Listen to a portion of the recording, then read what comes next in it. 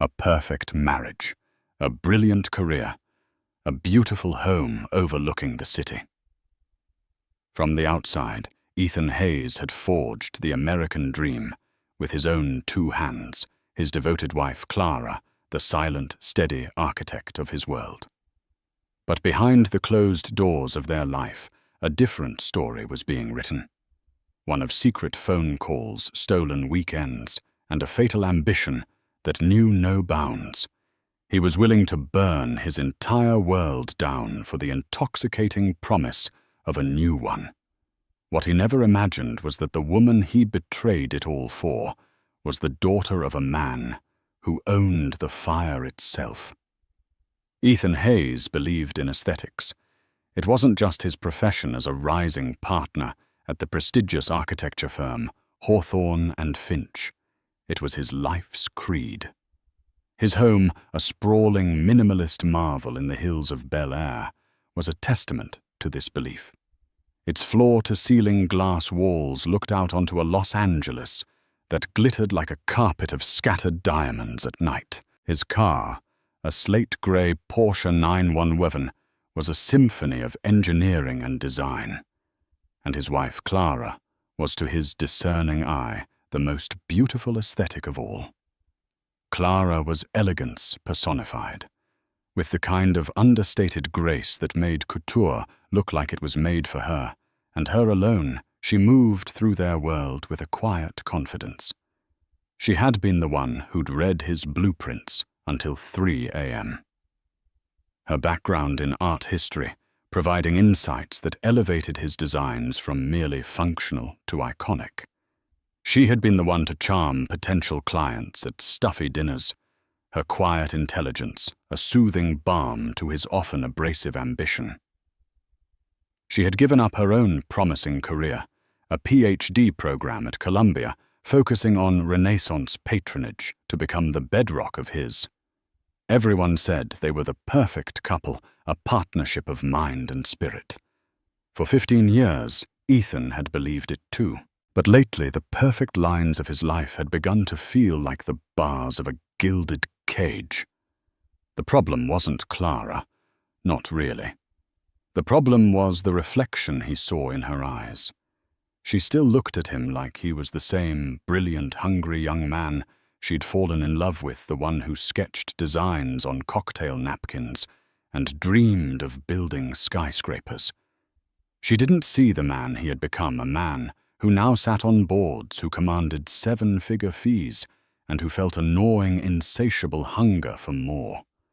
More prestige, more power, more life. The routine had become suffocating.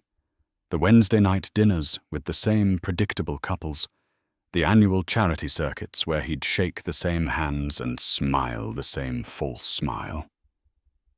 Even Clara's unwavering support started to feel less like a comfort and more like a quiet expectation. Her love was a gentle, constant warmth, but he craved a wildfire. The first crack appeared during the bidding for the new Davenport Museum of Modern Art. It was the kind of legacy project that architects would kill for a chance to etch one's name into the cultural landscape of the city. Ethan poured every waking hour into the proposal, his mind a whirlwind of cantilevered balconies and light-filled atriums. One night, hunched over his drafting table, he felt Clara's hand on his shoulder. "It's beautiful, Ethan," she whispered, her eyes tracing the lines of his design. "But the west-facing gallery.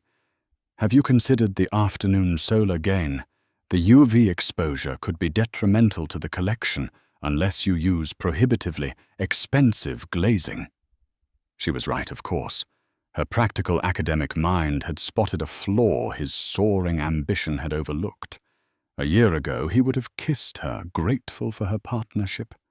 Tonight, a strange and ugly resentment curdled in his gut. Her pragmatism felt like an anchor holding him back from the stratosphere. "I have it handled, Clara," he said, his voice sharper than intended. He didn't look up from the blueprint. The silence that followed was heavy. He heard her soft intake of breath, the rustle of her silk robe, as she turned and left the room. He didn't look up. He just kept drawing the scratching of his pen on the vellum, filling the void where her presence had been. He won the Davenport contract a month later, and the victory felt hollow, the taste of ash on his tongue. He celebrated with his partners, popping champagne that cost more than a month's rent on their first apartment. When he got home late that night, Clara was asleep, a book resting on her chest. A single tear-like smudge stained the page. He felt a pang of something, guilt perhaps, but quickly smothered it with the intoxicating thrill of his success. The cage was getting smaller, and he was starting to look for the key. He had no idea he was about to find it, not in a lock, but in a pair of laughing emerald-green eyes. The key had a name: Serafina Vincenzo. Ethan met her at a rooftop fundraiser for the very museum he was now designing. She wasn't like the other women there, the wives of bankers and tech moguls who were draped in legacy jewels and brittle smiles. Serafina was a storm in a Chanel dress. Her laughter was loud and uninhibited, her dark hair a wild cascade down her back, and her eyes held a spark of delightful chaos. She was the daughter of some vague European industrialist, whispered to be ferociously wealthy and intensely private. She approached him by the bar, a flute of champagne in her hand. "You're Ethan Hayes," she stated, not asked. Her voice had a husky, continental accent that was impossible to place and utterly captivating. "The man who's going to build my new favorite place in the city." "I hope I don't disappoint," Ethan replied, his practiced charm kicking in. "Oh, I have a feeling you rarely disappoint," she said, her gaze lingering on his for a beat too long. That was the beginning. Their conversation that night was a revelation. She didn't care about the practicalities of architecture. She cared about the passion, the ego, the sheer audacity of creating something from nothing. She spoke of art not as a historian like Clara would, with dates and provenances, but as a visceral experience. She talked about a Rothko painting, making her want to weep and scream at the same time. She saw the man he wanted to be, the visionary, the titan, not the husband who had to be reminded about UV protective glazing. Their affair started with a shared car. After the event, a harmless nightcap at a quiet hotel bar, and a kiss in the elevator that felt like a lightning strike. It was intoxicating, a fever that burned away the stale familiarity of his life. With Serafina, he wasn't just Ethan Hayes, the successful architect. He was Ethan, a man of boundless potential and intoxicating charm. Serafina's world was one of impulsive decisions and limitless resources. One afternoon, she texted him, bored, "Meet me at Santa Monica Airport in an hour." He cancelled a meeting with his structural engineers and arrived to find her waiting by a private jet. They spent the next 2 days in a villa in Cabo, drinking tequila under the stars and making love with a desperate, frantic energy. He felt alive, reborn. He justified it to himself with practiced ease. This wasn't about love. It was a necessary escape, a pressure valve for the immense stress of his work. It had nothing to do with Clara, but the lies began to stack up like poorly designed bricks, each one threatening the foundation of his life. Late night at the site, he'd text Clara while he was actually at an exclusive underground art auction with Serafina. "Stuck in a meeting with the city zoning board," he'd say when he was driving with the top down along the Pacific Coast Highway, Serafina's laughter whipping in the wind. Clara, in her quiet, trusting way, seemed to accept it all. She'd leave a plate of dinner warming for him in the oven, a silent testament to her patience. Sometimes he'd come home, the scent of Serafina's exotic perfume still clinging to his suit, and find Clara asleep in their bed. The sight of her so peaceful and unsuspecting would send a shard of guilt through him. But the guilt was always fleeting, quickly replaced by the thrill of his double life. The contrast was stark and addictive. Clara's world was one of quiet evenings, classical music, and intellectual companionship. It was safe, predictable, and supportive. Serafina's world was a whirlwind of exclusive parties, spontaneous trips, and a passion that bordered on reckless. It was dangerous, exhilarating, and deeply flattering to his ego. One evening, as he was dressing for a dinner he'd told Clara was with a client, she came into their walk-in closet. She held up 2 ties. "The silver complements the grey in your suit," she said softly, "but the navy brings out your eyes." It was the kind of intimate, thoughtful gesture she had made 1,000 times. He was on his phone, texting Serafina a confirmation. "The silver is fine," he said, not looking up. He felt her stand there for a moment, her stillness a palpable force. When he finally glanced up, he saw an expression on her face he'd never seen before. It wasn't anger or suspicion. It was a profound, aching sadness, a look of quiet disillusionment. "All right, Ethan," she said, her voice barely a whisper. She put the navy tie back on the rack and walked out. He stood there, the silver tie in his hand, a cold dread creeping into his chest. For the first time, he realized that the foundation wasn't just cracking. It was about to shatter. And in his arrogance, he believed he would be the one to decide when and how. He was wrong. The shattering began with a single audacious demand from Serafina. They were in her penthouse apartment, the city lights a distant, blurry constellation below. She was tracing the lapels of his jacket, her emerald eyes intense. "I'm tired of hiding, Ethan," she murmured. "I don't want to be your dirty little secret. I want to be on your arm at the Ethelred Gala. I want everyone to see you with me." The Ethelred Foundation Charity Gala was the absolute pinnacle of the LA social calendar. It was an event where careers were made and broken in the space of a champagne toast. He and Clara had gone every year for the past decade. It was their tradition. His firm always bought a table.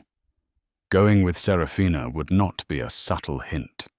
It would be a public declaration of war. It would be the end of his marriage, played out in front of the city's elite. The old Ethan would have hesitated, would have seen the suicidal folly of it. But the new Ethan, the man high on Serafina's intoxicating belief in him, saw it as an opportunity. A grand gesture, a shedding of his old, tired skin. "Okay," he heard himself say the word, feeling both terrifying and liberating. "I'll do it." Her smile was dazzling, triumphant. In that moment, he felt like a king. That decision set off a chain reaction of betrayals, each one colder and more calculated than the last. His life with Clara had to be systematically dismantled, and he went about it with the detached precision of a demolition expert. He met with his lawyer, a shark named Marcus Thorne, who specialized in discreet, high-net-worth dissolutions. "She can't touch the firm," Ethan insisted, "or my personal earnings from the Davenport project." She signed a prenup. "A 15-year-old prenup can be challenged, Ethan," Marcus warned, "especially given her non-financial contributions to your career. A good lawyer could argue she was an integral partner in your success." The thought of Clara getting half of what he considered his empire filled him with a cold fury. The woman who'd given up her career for him had now been reframed in his mind as a potential threat, a liability to be neutralized. Under Marcus's guidance, he began to move assets. He secured a second mortgage on their Bel Air home, forging Clara's signature on a document he'd slipped into a stack of routine papers for her to sign. The $500,000 went directly into a private account under his name only. He liquidated a joint investment portfolio they'd built for their retirement, telling Clara the market was too volatile and he was moving it into a more stable fund, a fund that again was solely his. Each lie was a stone laid on Clara's back, and he was oblivious to the weight. He was too consumed with the dazzling future Serafina represented. A future where he was untethered, powerful, and adored, not for his stability, but for his audacity. The final act of cruelty was the confrontation. He chose a Tuesday morning, a day devoid of any ceremony. Clara was in her home office, surrounded by the art history books she still read, voraciously cataloguing a small collection for a local gallery as a volunteer. It was her small corner of the world she'd lost. He stood in the doorway, his suit perfectly tailored, his expression a mask of detached resolve. "Clara, we need to talk," he began the classic cowardly opening. She looked up, her glasses perched on her nose. She knew. He could see it in her eyes. The quiet sadness from the closet had deepened into a weary resignation. But she waited for him to say the words. "I'm not happy," he said. "I haven't been for a long time. This life, this routine, it's not enough for me anymore." "And Serafina is?" she asked, her voice calm, devoid of the hysteria he had braced himself for. The fact that she knew the name sent a brief jolt of panic through him, but he pressed on. "This isn't about her. It's about me. I want more. More than a wife who has dedicated her entire adult life to your success." She asked, her composure starting to crack. "More than the home we built, the life we planned. Those were your plans, Clara. My plans have changed." He said the words feeling like acid in his own mouth, yet he couldn't stop them. "I've met with a lawyer. The papers have been drawn up. I think it's best if you move out. I'll help you get settled somewhere, of course." He expected tears, screaming, pleading. He did not expect the chillingly calm way she took off her glasses and placed them on a stack of books. "You've already mortgaged our home, haven't you, Ethan?" she said, her voice a flat line. "And the portfolio for our retirement. It's gone." He was stunned into silence. How could she possibly know? She gave a small, humorless smile. "I'm not a fool. I received a registered letter from the bank yesterday. They send them to both registered owners, you know. Even the one whose signature looks a little forced." She stood up. "You want me to move out of the house you've leveraged behind my back, from the life you've drained financially, so you can take your mistress to a gala in 2 weeks? The gala where we were supposed to be celebrating the groundbreaking of the museum. I helped you win." Each word was a precise, devastating blow. The guilt he'd suppressed for months surged hot and suffocating. But it was too late to turn back. He had chosen his path. "The prenup is ironclad, Clara," he said, his voice hard, trying to regain control. "We'll see," she replied, her eyes as cold and grey as a winter sea. "You have your new life, Ethan. I hope it's everything you dreamed of. Now get out of my office." He left the slam of her office door echoing through the cavernous, empty house. He felt a tremor of fear, a sense of having crossed a line into a dark, unknown territory. But then his phone buzzed. It was a picture from Serafina, the emerald green gown she had just bought for the gala. It was stunning. The fear receded, replaced by a fresh surge of anticipation. He was Ethan Hayes. He was a creator of masterpieces, and he was about to unveil his greatest one, yet his new life. The night of the Ethelred Foundation charity gala was electric. The air outside the Beverly Hilton buzzed with the flash of paparazzi cameras and the low growl of luxury cars pulling up to the red carpet. Ethan felt a surge of pure, unadulterated triumph. He adjusted his Tom Ford tuxedo, the fabric feeling like armor, and stepped out of his Porsche. Then he rounded the car and offered his hand to Serafina. She was a vision. The emerald gown clung to her like a second skin, a cascade of shimmering sequins that caught the light and the attention of every camera.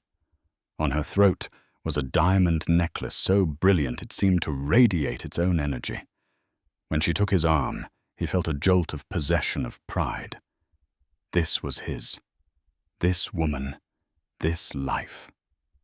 This moment. Walking down the red carpet was a coronation. People called his name. Fellow architects, real estate moguls, city council members. They all looked at him with a new kind of respect, tinged with envy. They saw Serafina on his arm, and they understood. Hayes wasn't just a player anymore.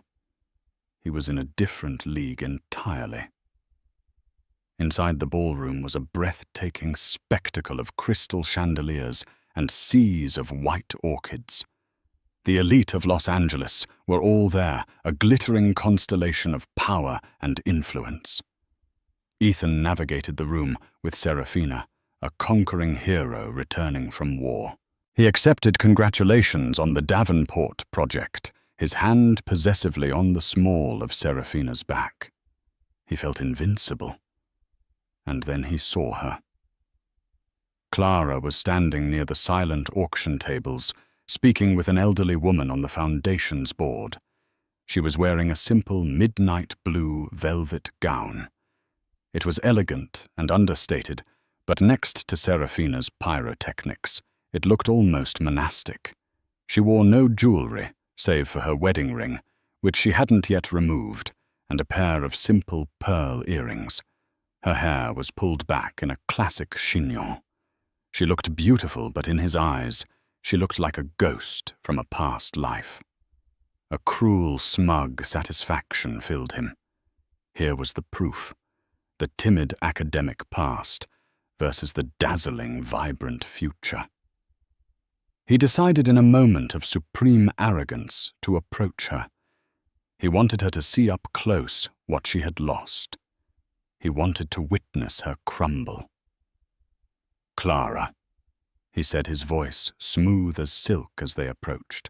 "I'm surprised to see you here." Clara turned, and her eyes met his. There was no pain in them, no anger, just a calm, unnerving clarity. She then glanced at Serafina, her gaze lingering for a moment on the spectacular necklace before returning to Ethan. "Hello, Ethan," she said, her voice even. "I wouldn't miss it. The foundation does such important work." She nodded politely at Serafina. "You must be Serafina. That's a beautiful gown." The lack of drama was disorienting. Serafina, who thrived on it, seemed momentarily thrown. "Thank you." She managed her hand tightening on Ethan's arm. "It truly is a spectacular evening." Ethan pressed on, refusing to lose his momentum. "Serafina is a great patron of the arts. She's been incredibly supportive of my vision for the museum." He was laying it on thick, twisting the knife. He wanted Clara to understand that her replacement wasn't just a beautiful face. She was his new muse, his new partner in ambition. Clara simply smiled, a small, enigmatic curve of her lips. "I'm sure she has," she said. Vision requires a great deal of support. Before Ethan could formulate another pointed remark, a man he recognized as Julian Croft, the head of a major development group, strode over. "Ethan, my boy," Croft boomed, clapping him on the shoulder. He nodded at Serafina. "I see you're celebrating the Davenport win in style. Heard you dissolved the partnership at home, too. Bold move. Sometimes you have to cut weight to fly higher, eh?" The crass comment, meant as a compliment among men of their ilk, hung in the air. Ethan saw a flicker of something not hurt, but perhaps pity in Clara's eyes. She simply excused herself with quiet dignity. "Julian, it was lovely to see you. Please enjoy the evening." She walked away, not with the hurried retreat of a wounded animal, but with the steady, measured pace of someone with purpose. Ethan watched her go, a sliver of unease piercing his triumphant haze. He had expected tears, a satisfyingly dramatic confirmation of his victory. Her composure was unsettling. "Don't worry about her, darling," Serafina whispered in his ear, her voice a seductive purr. "She's yesterday's news. Tonight is about us." She was right. He shook off the feeling and allowed himself to be swept back into the intoxicating current of the evening. He made connections, sealed unspoken deals with a handshake and a shared glass of whiskey, and basked in the glow of Serafina's beauty and his own success. He was at the apex, the absolute summit of the life he had so ruthlessly engineered. From this height, he felt he could see forever. He didn't realize he was standing at the edge of a cliff and the ground was already crumbling beneath his feet. The evening was peaking. The main auction was about to begin, and the low hum of conversation was punctuated by the clinking of glasses and bursts of laughter. Ethan was holding court at his table, surrounded by a developer, a banker, and their wives, all of them hanging on his every word about the Davenport project. Serafina was beside him, radiant, her hand resting proprietary on his thigh. He felt like the king of the world. A waiter approached the table, his demeanor deferential. "Mr. Hayes, there is a gentleman who would like a word with you, in the library." Ethan was annoyed at the interruption. "Can you tell him I'm with guests?" "He was rather insistent, sir," the waiter murmured, his eyes flicking nervously towards a discreet door at the far end of the ballroom. "He said to mention it was regarding Miss Vincenzo." Ethan's heart gave a slight lurch. Perhaps her father had sent a car for her. He had never met the man who was a near mythical figure spoken of in hushed, reverent tones. Alistair Vincenzo, an old-money European industrialist with holdings in everything from Swiss banking to Argentinian agriculture. Serafina spoke of him with a mixture of adoration and childlike fear. "Darling, I think your father might have sent someone," he whispered to Serafina. She looked momentarily panicked. "Daddy's here. He never comes to these things." "He's not here. He just sent someone who wants to see me," Ethan reassured her, his ego preening at the thought. Perhaps the great man wanted to meet the architect who had captured his daughter's heart. Excusing himself from the table, Ethan walked towards the library. The room was a stark contrast to the ballroom's opulence, panelled in dark mahogany, lined with leather-bound books, and smelling faintly of old paper and brandy. A single lamp cast a warm glow on a large desk. A man was standing by the unlit fireplace, his back to the door, staring at a maritime painting on the wall. He was tall and impeccably dressed in a bespoke suit that was notable only for its complete lack of flashiness. As Ethan entered, the man turned. He was perhaps in his late 60s, with a mane of silver hair and a face that looked like it had been carved from granite. His eyes, a startlingly pale blue, held a chilling stillness. There was an aura of immense, unshakable power about him, a gravitational pull that seemed to suck the very air out of the room. This was no messenger. "Mr. Hayes," the man said. His voice was quiet, cultured, with the same faint, unplaceable European accent as his daughter. But where hers was musical, his was metallic.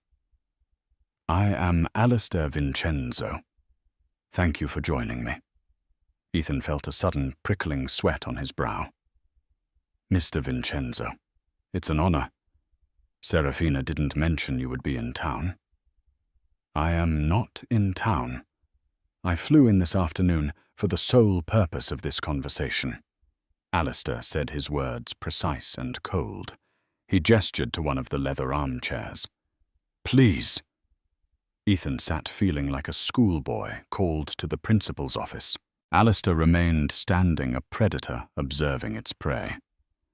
You are the architect for the new Davenport Museum, Alistair stated. A significant achievement. Thank you, sir.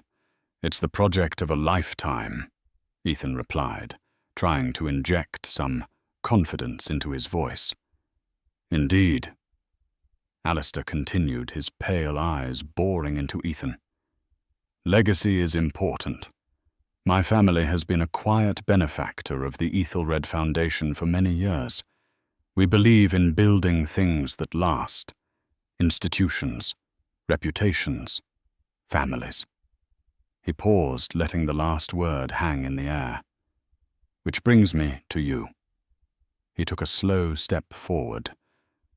My daughter is vivacious. She enjoys shiny things. And for the last 6 months you have been her shiniest new toy. Ethan bristled. Sir, with all due respect, my feelings for your daughter are genuine. Alistair emitted a soft, dry sound that was not quite a laugh. Feelings, Mr. Hayes, do not insult my intelligence. You are a man who has just torched a 15-year marriage to a woman who by all accounts was your partner in every sense of the word. You did this not for feelings, but for what you believe my daughter represents an upgrade, a shortcut into a world you are desperate to join. He began to walk slowly around Ethan's chair. Let me tell you what I have learned in the past 72 hours since I first became aware of your existence. I learned that you forged your wife's signature to indebt the home she made for you. I learned that you liquidated your shared assets into a private account. I learned that you abandoned her with a prenup you believed to be ironclad, leaving the woman who sacrificed her career for yours with next to nothing. Ethan's blood ran cold. How did you? I employ people who find things out, Mr. Hayes. It is what I do. Alistair interrupted, his voice dropping to a near whisper. What you have done is not the act of an ambitious man. It is the act of a common, dishonorable thief. And you have done it while flaunting my daughter as your prize. He stopped directly in front of Ethan, leaning down slightly. There are rules, Mr. Hayes. My daughter in her naivete does not understand them. But I do. The first rule is, family is not a tool for social climbing. The second and more important rule is you do not bring public shame upon my house. By bringing my daughter here tonight on your arm, while your wife is in the same room, you have publicly branded Serafina a homewrecker. You have made the Vincenzo name a feature in your sordid little melodrama. This is an insult I will not tolerate. Ethan was speechless, his mind reeling. This was not happening. The necklace my daughter is wearing. Alistair continued, his voice lethally calm. The Vincenzo star. It has been in my family for over a century. It is worn only by the women of my blood on significant public occasions. For her to wear it tonight with you is a profound insult to her mother, her grandmother, and to me. She believes it is a declaration of love. You believe it is a symbol of your victory. To me, it is a sign of your grotesque presumption. Ethan finally found his voice, a weak, reedy thing. I love her. Alistair straightened up, a look of utter contempt on his face. You love what you think I can do for you. Allow me to demonstrate exactly what I can do to you. He pulled a phone from his pocket and made a call. Julian Alistair Vincenzo. Yes, it has been too long. I am calling about the Davenport project. My consortium North Star Holdings is the primary silent investor behind your development group. Yes, that is correct. We are pulling our funding, effective immediately. Your new architect, Mr. Hayes, has proven to be a man of questionable moral character, and I do not invest in compromised foundations, be they concrete or personal. Find a new architect. He hung up before a sputtering Julian Croft could reply. Ethan stared at him, his mouth agape, the world tilting on its axis. "That was your legacy," Alistair said softly. "It's gone." He made another call. "Mr. Dubois at Credit Suisse." "Alistair, I have the account number I mentioned. I am flagging it for immediate investigation under the bank's morality and reputational risk clause. The funds are illicitly gained from a fraudulent mortgage application and liquidated marital assets. Freeze it." "Yes." "Thank you." He pocketed the phone. "That was your money." Ethan tried to stand, but his legs wouldn't obey. His entire future, his entire meticulously constructed world had been dismantled in less than 2 minutes. "My daughter will be on a plane to Geneva within the hour," Alistair stated. "She will be upset, but she will get over it. What you will not get over, Mr. Hayes, is this lesson. You sought to join a world you do not understand, and you broke its rules. You are a man of poor aesthetics, after all. You mistook the glitter for the gold." Alistair walked to the door and opened it. The sounds of the gala, the music and laughter rushed in, sounding alien and obscene. "You may return to your party," he said, his pale eyes devoid of any emotion. "You have nothing left, but you have all night to enjoy it." He stepped out, leaving Ethan alone in the silent, suffocating library, a ghost at a feast that was no longer his. Ethan stumbled out of the library, his body numb, his mind a screaming void. The vibrant ballroom now looked grotesque, a garish parody of the triumph he had felt only minutes before. He saw Julian Croft across the room, his face pale, frantically speaking into his phone. He saw the banker he'd been charming earlier, now avoiding his gaze. The news was already spreading through the room's invisible network, a virus of his own making. He made it back to his table.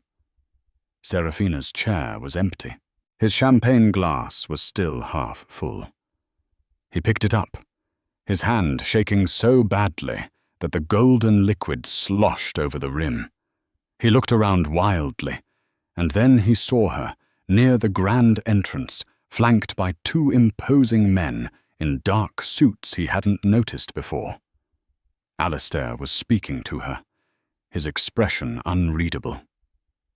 Serafina was crying her face a mask of disbelief and anguish. She looked across the room, and her eyes met Ethan's.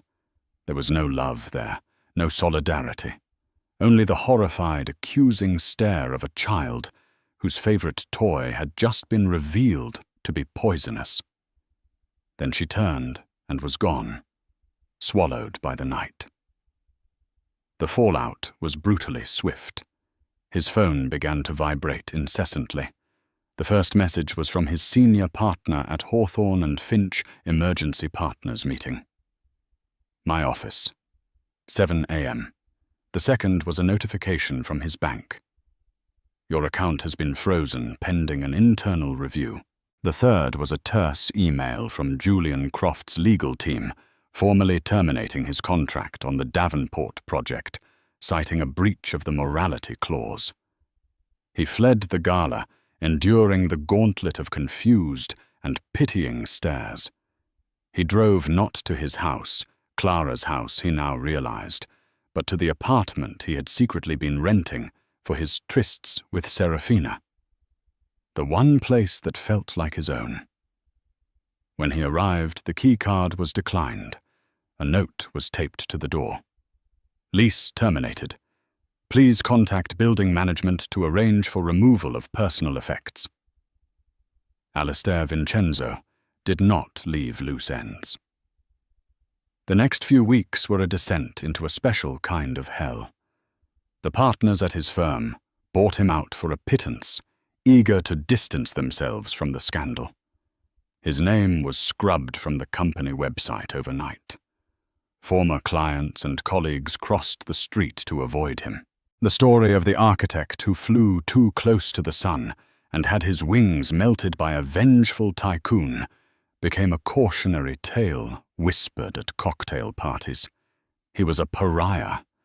He tried to fight the frozen bank account, but Alistair's legal team was a leviathan. They produced a signed affidavit from a forensics expert confirming Clara's signature had been forged on the mortgage documents. Criminal charges were mentioned. Ethan's lawyer, Marcus, advised him to surrender the funds immediately. All of it, the $500,000 from the house, the liquidated retirement fund, was transferred to Clara. He was forced to sell his Porsche to cover his mounting legal fees. He moved into a sterile, soulless, corporate apartment in the valley. The man who designed glass houses now lived in a box with a view of a parking lot. He was alone adrift in the wreckage of a life he had single-handedly destroyed. Meanwhile, Clara moved with a quiet, devastating efficiency he never knew she possessed. She had not been idle in the weeks leading up to the gala. The registered letter from the bank had been the final confirmation of a betrayal she had suspected for months.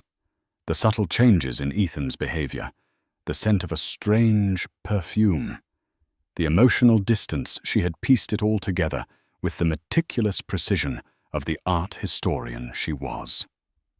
She hadn't gone to the gala to confront him. She had gone because her old mentor from Colombia, the elderly woman she was speaking with, was now on the board of the Ethelred Foundation. She was there to reconnect with a world she had left behind, to begin rebuilding her life on her own terms. She never knew Alistair Vincenzo would be there. She never knew the spectacular implosion was coming. It was a bizarre karmic intervention she hadn't asked for, but which had nonetheless cleared the board.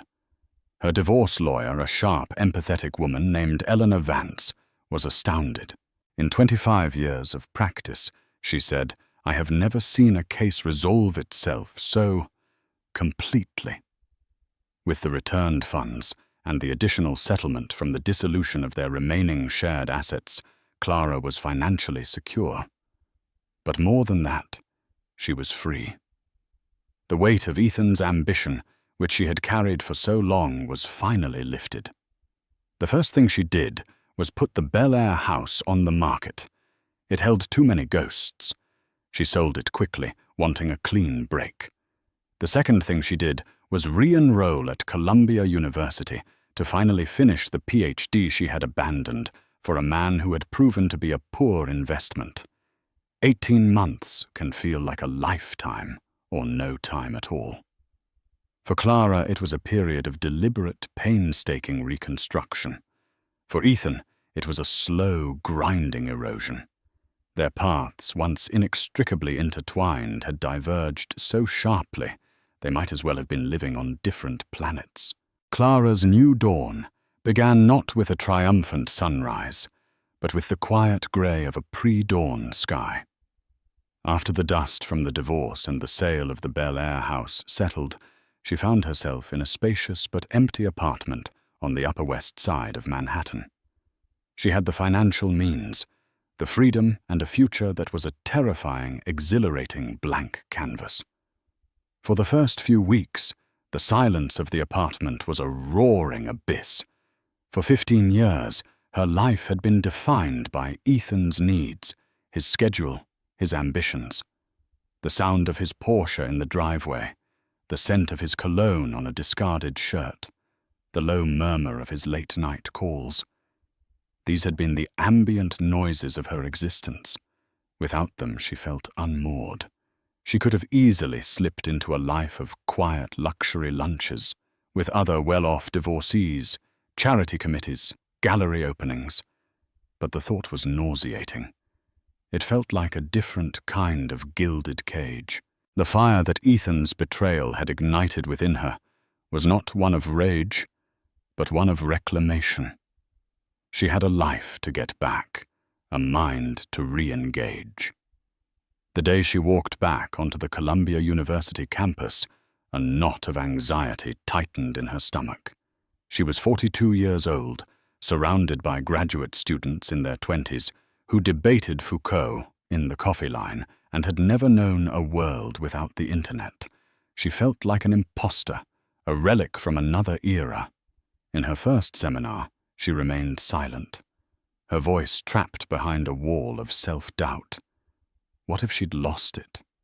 What if the sharp, analytical mind she once had atrophied from years of disuse of focusing on fabric swatches for Ethan's clients and remembering which city councilman liked his steak rare? Her old mentor, Dr. Alistair Finch, a man whose name was a strange, cosmic echo of Ethan's old firm, saw her hesitation. He was a kind, wizened man, with eyes that held the patient wisdom of someone who had spent a lifetime with history. After that first class, he asked her to stay behind. "Clara," he said gently, "the books haven't changed, and neither has the brilliant mind that once impressed me so. You have something these kids don't: lived experience. Don't run from it. Use it." That conversation was the key. She stopped seeing her past as a liability and began to see it as a lens. She threw herself into her studies with a ferocity that surprised even herself. The late nights returned, but they were different. She wasn't poring over blueprints to catch her husband's mistakes. She was in the hushed, sacred halls of the Butler Library, surrounded by the ghosts of scholars, tracing the intricate webs of power and influence that defined the Renaissance. She was doing it for herself. The work felt pure sacred. Her thesis became her magnum opus: Renaissance patronage, power, piety, and personal legacy. She wrote with a unique, incisive perspective on how the Medicis and the Borgias used art to construct their public identities, to launder their reputations, and to build legacies that would outlast their mortal sins. Without ever writing his name, she was deconstructing Ethan's entire life philosophy, exposing the hollow core of ambition, devoid of integrity. She wasn't just writing a dissertation. She was performing an exorcism. When she successfully defended her thesis, her panel of professors gave her a standing ovation. Dr. Finch's eyes shone with pride. "Welcome back, Dr. Hayes," he had said. And in that moment, she decided to reclaim her full name. She was Dr. Clara Hayes now. The title was not a shield, but a declaration of a self reforged in fire. Success followed with a momentum that felt like fate. Her thesis was published by a university press and became a surprise crossover hit, praised for its accessible prose and its timely exploration of art, power, and reputation. Invitations to speak at symposiums turned into offers for visiting professorships. And then came the call from the Metropolitan Museum of Art. They were planning a landmark exhibition on the patrons of the High Renaissance and wanted her to consult to be a guest curator, which led her to this crisp autumn afternoon, walking out of the Met's imposing stone arches, not as a visitor, but as a respected colleague. The meeting had been a dream. The museum's lead curator had listened to her ideas with rapt attention, treating her not as a dilettante, but as a peer whose insights were invaluable. She walked out into the October air, feeling a sense of peace and purpose so profound it was almost dizzying. This was real. This was hers. She had built this. Ethan's dusk had been a slow, humiliating slide. After the gala, his world collapsed in stages. First went the career, then the money, then the so-called friends. He spent the first few months in a state of furious disbelief, convinced he could recover. He was Ethan Hayes. He called old contacts, attempted to leverage past favors. He was met with a chorus of polite but firm rejections. The name Alistair Vincenzo was a password that locked every door he tried to open. No one would risk associating with the man who had so spectacularly offended a titan. His arrogance soured into a curdled bitterness. He blamed everyone. He blamed Serafina for being a naive child. He blamed Alistair for being a vindictive monster. Most of all, he blamed Clara. In the twisted logic of his self-pity, he decided that if she had been more exciting, more like Serafina, he would never have strayed. If she had been more grateful for the life he provided, she wouldn't have been so cold and unyielding at the end. He refused to see the fault in himself. The ego that had propelled him to the top was now the anchor that dragged him to the bottom. The money from the Porsche ran out. He sold his Patek Philippe watch, then the art from his apartment, then his designer suits, piece by painful piece. Each sale was a fresh humiliation. He, the arbiter of taste and aesthetics, was haggling with consignment shop owners over the value of his former life. He was forced to find work. His resume, once a glittering testament to his genius, was now a toxic asset. The name Ethan Hayes was too well known in the circles he once inhabited. He had to seek anonymity. His first job was stocking shelves overnight at a high-end grocery store. He who had once debated the merits of Italian marble with billionaires now spent his nights stacking organic kale and artisan cheeses he could no longer afford. He lasted 3 weeks before his simmering rage boiled over at a manager half his age, and he was fired. He drifted through a series of other menial jobs, a valet parking cars that were once his peers, a call center agent dealing with angry customers. Each job chipped away another piece of his identity until he was awe. He gained weight.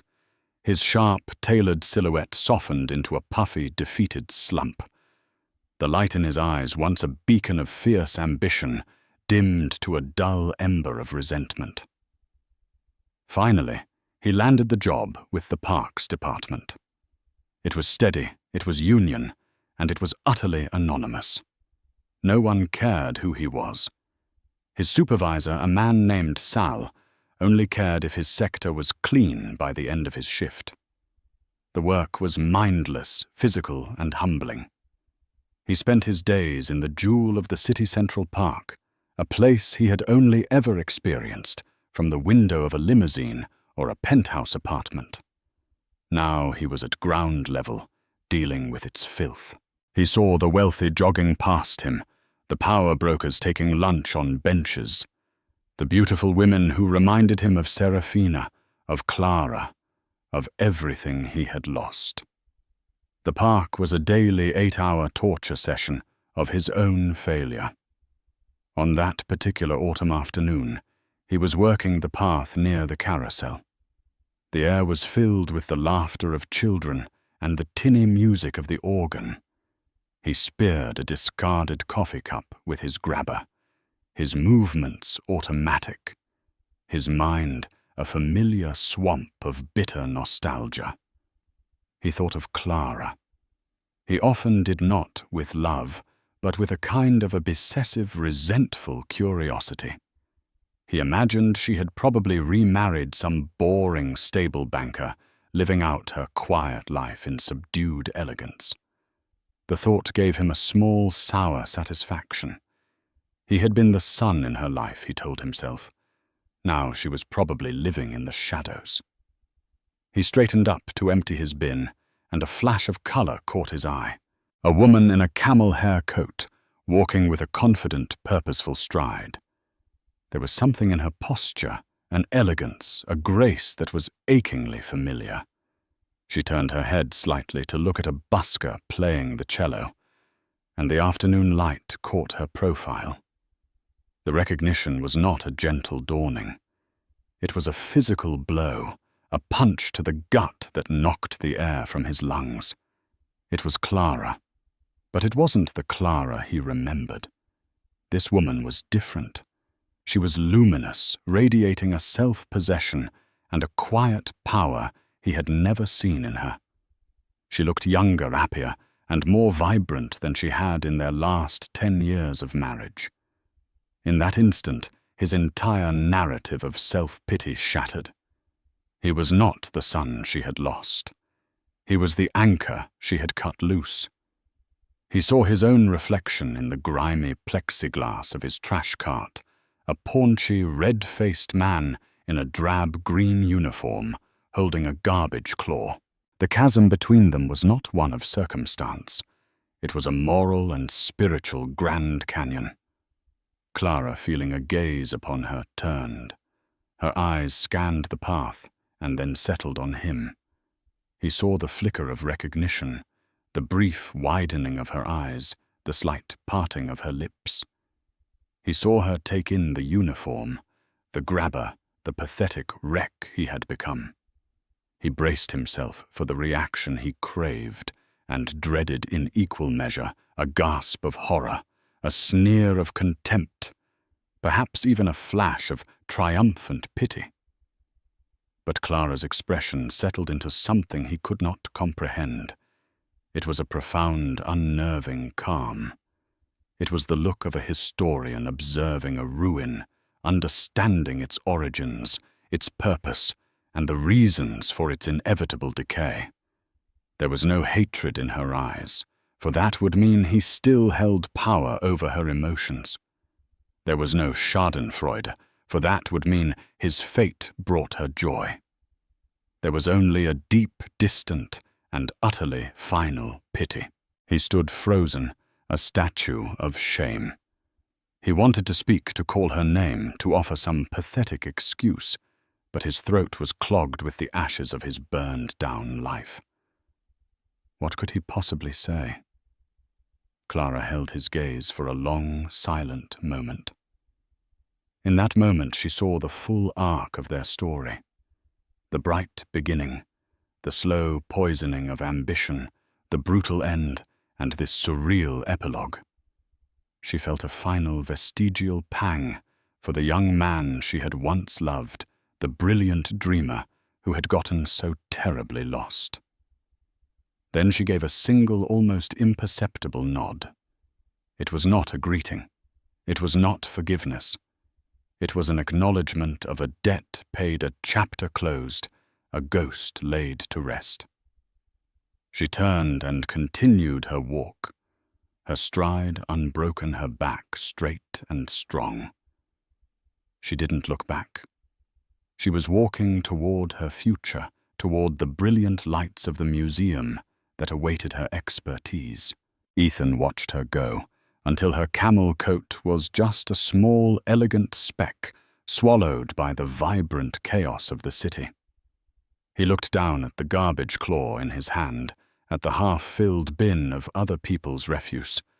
The laughter of the children on the carousel seemed to mock him. The permanent dusk had settled, and he finally understood. He hadn't just been betrayed by a tycoon. He had been betrayed by his own character.